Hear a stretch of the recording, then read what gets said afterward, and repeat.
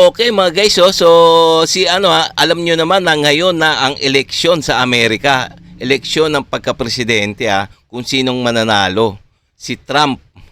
Kaya ngayon, meron sinabi si Donald Trump, no, pag nanalo siya bilang presidente ngayon, na ito yung pamagat pag siya ang nanalo papalayasin lahat ng barko ng China at wawasakin ang mischief reef sa South China Sea o yung mga artificial island na ginawa ng mga singkit ng mga Chino na to.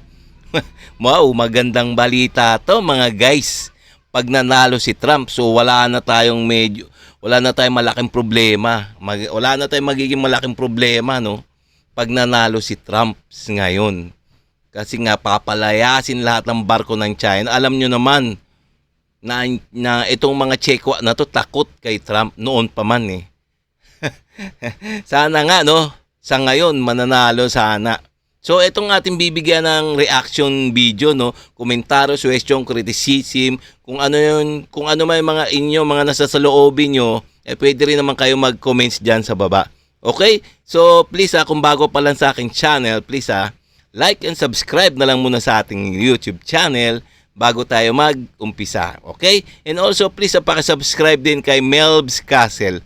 So itong video na to sa kanya to, no. So bibigyan lang natin reaction kasi ito yung mainit na balita ngayon sa West Philippine Sea. Okay, so umpisahan na natin Dilubyo ang kakantungan ng China pag nanalo si Donald Trump. Ngayong araw kasi malalaman kung sino ang magiging bagong presidente ng Amerika. At kinikilabutan na ang China. Yun. Mas kinakatakutan kasi ng China si Donald Trump kaysa kay Vice President Kamala Harris na kaalyado ni President Joe Biden. Wala kasing sinasantutong si Trump. Noon pa man kasi pinagbantaan na ni Trump si Xi Jinping na kung itutuloy ng China ang paggawa ng military island sa South China Sea, mapipilitan ang US na burahin to sa mapa. Simula noon natakot ng China magtayo ng base militar sa South China Sea. Pero muling naglakas ng loob si Xi Jinping na tapusin ang military island dahil wala kasing Panginoon si dating Pangulong. Ayun naman pala. So, kaya pala natatakot tong mga incheck na to, no? Pag nanalo si Trump. Kasi nga, pag nanalo si Trump, alam nyo kung bakit? Ayun na nga.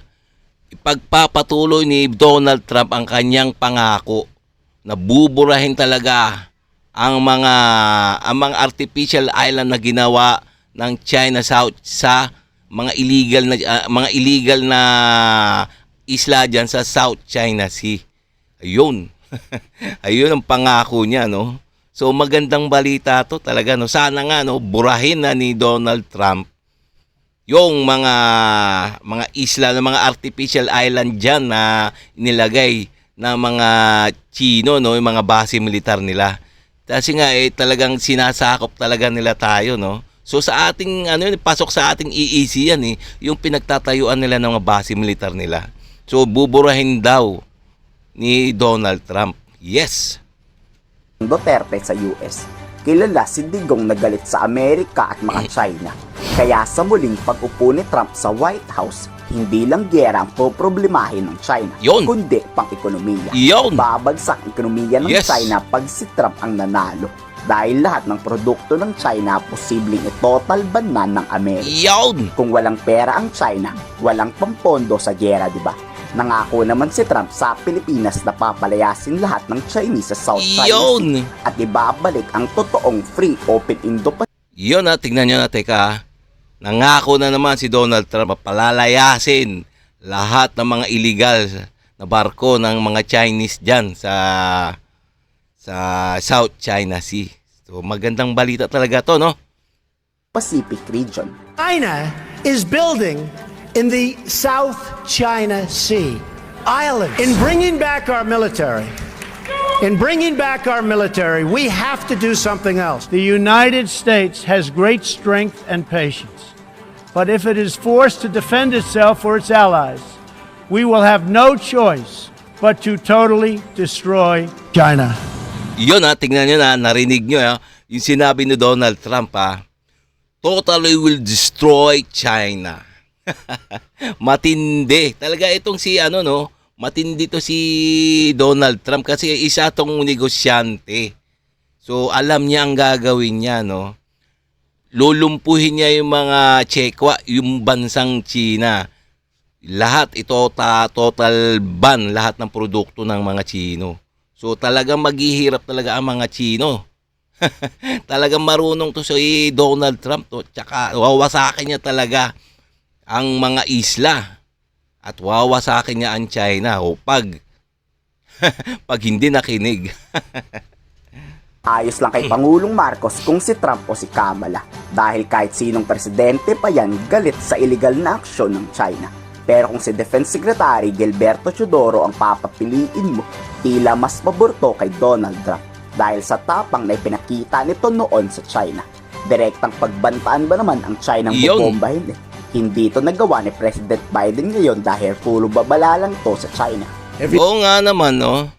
Ito si Joe Biden, no? Puro babala parang China rin eh. Wala man lamang sinabi, di man lamang nakagawa ng aksyon tungkol sa South China Sea.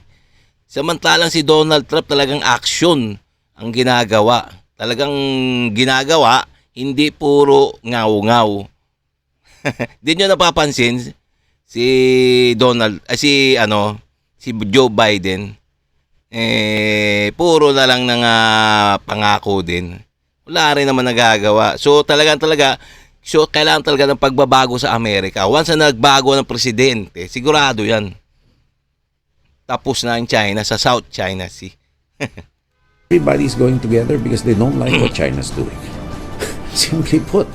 But what we are doing now with the United States is to deter and to build up our joint capabilities, combined capabilities rather, to deter such an armed attack from occurring.